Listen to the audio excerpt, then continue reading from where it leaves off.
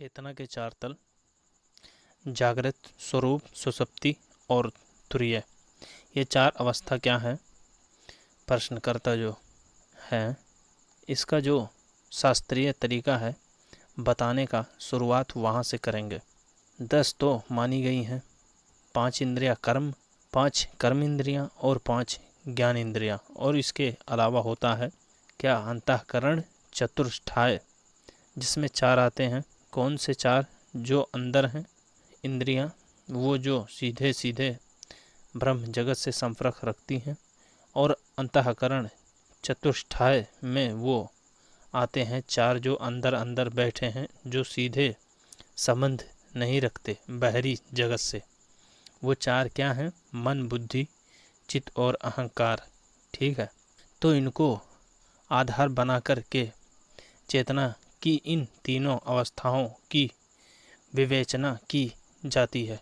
जागृत अवस्था वो है चेतना की जिसमें जो 14 सक्रिय हैं, जहाँ से 14 सक्रिय हैं, वो अवस्था मानी गई है जागृति की।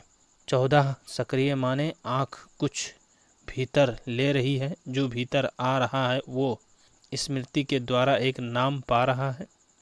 चित्त उसको पुराने अनुभवों से जोड़कर देख रहा है।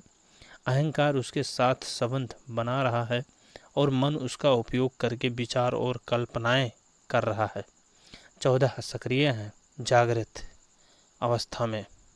कुछ आया तुम्हारे भीतर, तुम्हारी त्वचा के स्पर्श से, तुम्हारे कानों में पड़े शब्द से, रंग, रूप, रस, गंध, शब्द, इंद्रियां के ये सब जो विषय होते हैं, तो ये सब विषय इंद्रिया के द्वारा भीतर प्रवेश कर रहे हैं, और भीतर जो यंत्र काम कर रहा है वो इस इंद्रिया के द्वारा इस भीतर आई जानकारी पर, इस भीतर आए डेटा आंकड़ों पर कुछ कार्यवाही करके किसी तरीके का कोई उत्पाद तैयार कर रहा है, जिसके द्वारा फिर जीव कुछ अनुभव करता है और कर्म करता है।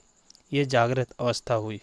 ये जो जीव है इसका अहंकार अगर अनुभव से बहुत लिप्त है और अनुभव के फल का बड़ा लोभी है, तो फिर ये जो अहंकार है ये इस बात की भी प्रतीक्षा भी नहीं करता कि बाहर से कुछ माल सामग्री आए तो मैं इसके साथ संबंध बनाऊं, तो मैं उस पर कुछ प्रक्रिया करूं। वो अहंकार फिर कहता है कि बाहर से सामग्री नहीं भी आ रही है, हम तो भी कल्पना का इस्तेमाल करके कुछ न कुछ माल तैयार कर लेंगे। यह है अहंकार, जो अपनी कल्पना ही करके कुछ न कुछ वो तैयार कर लेगा। इस अवस्था को कहते हैं स्वप्राप्त अवस्था।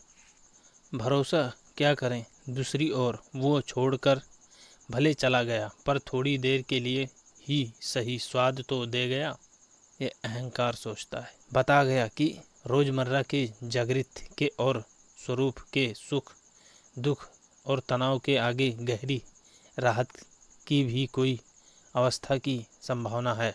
तो सुषुप्ति में आपको जो गहरे आनंद का अनुभव होता है, और अनुभव तो होता ही है गहरी